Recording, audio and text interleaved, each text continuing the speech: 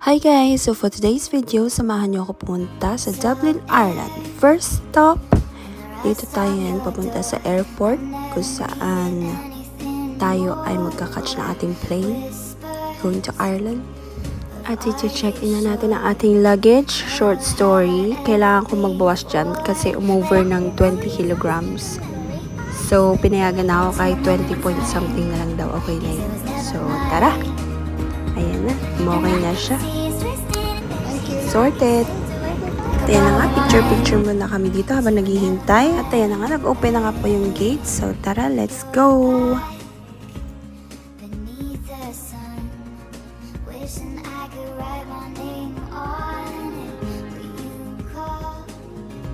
Ayan, oh, nice and sunny. And nagpa-picture kami dun sa babae sa harap namin.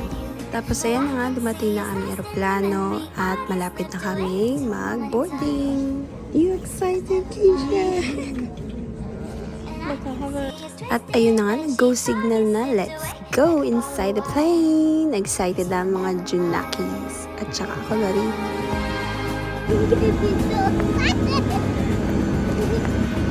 O diba, hindi naman halata kasi first time niya. Cute-cute nga, kilig na kilig siya.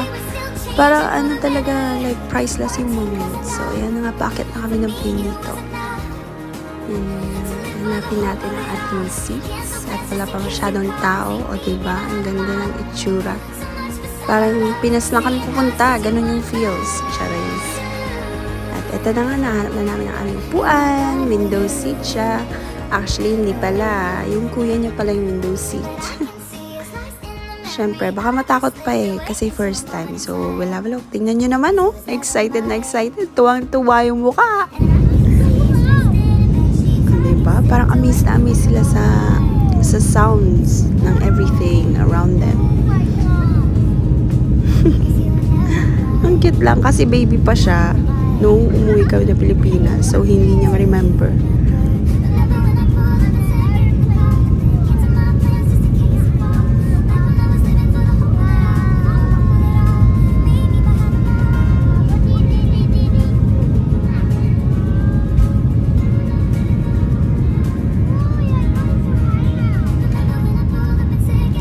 Ayan na nga, nag-take off na. Sa papawid na kami. Tuwang-tuwa. Cute ng mga reaction nila.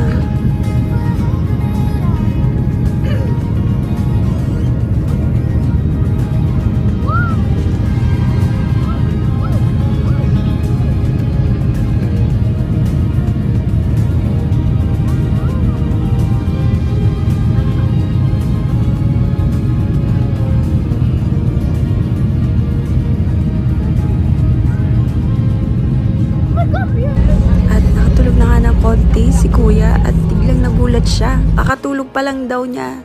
Dito na agad kami. Sobrang short lang kasi ng journey. Siguro mga 20 to 30 minutes. 30 minutes siguro. Tapos ayan, landing na kami. Ang bilis lang.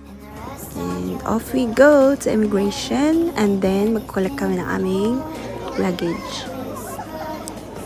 At after sa immigration, collect naman tayo ng ating luggage. And then, we have to ride. At ito na sundo namin. Sinundo kami ng pinsan ko na siya yung taga-Ireland. And then, drive naman kami. Siya yung nagda-drive. Pumunta kami ngayon sa hotel to check-in para walang aperya sa luggage. And then, ayun na nga. Dito na tayo sa ating hotel. Napakaganda ng hotel na to. Sulit ang bayad. As in. Entrance pa lang, oh. Ang ganda na. Oh. Pack, purple yarn. Ang ganda pa ng aura. Sobrang linis at sobrang bango dito, guys.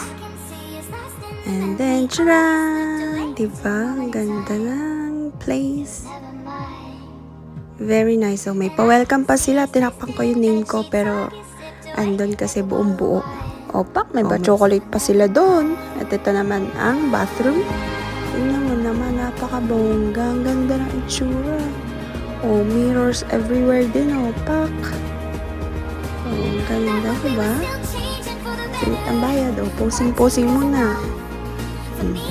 Panis. Ano pa? At bad. Amazing.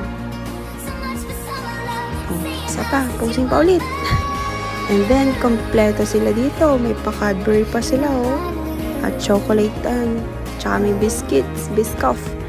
And then, ayan na nga, dalang tasa. Tapos, ayan yung mga presyo. Pag may gusto kang bilhin.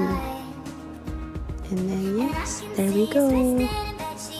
May pa mini fridge. Sakyan, gala mode on. First stop, dito sa mall, nag-ice cream na ulit. And then, yung bunso ko ay magpa-picture. So, ayan na resulta. And then, we have decided pumunta dito sa Phoenix Park. Yan, may malaking cross. And then, may horses around you. Tapos, may mga deers. Pero, hindi namin napuntahan yung mga deers kasi sobrang layo nila. So, yun. Sobrang init din ang panahon. Kaya, nag-picture-picture na lang kami. Ayan, nice. Nice ang view. Pinas Fields, Charis. And then, pumunta kami doon sa may, hinanap namin yung playground. And then, habang naglalakad, nakakita kami ng mga flowers. And then, ayun na nga. Nahanap na namin yung playground. O, diba? Tuwa-tuwa mga chickens. And home time na. Picture mo na ulit. Diba? Ang gaganda ng mga flowers. Very bright and vibrant yung colors. And that's it for day 1. Thank you for watching. Don't forget to follow.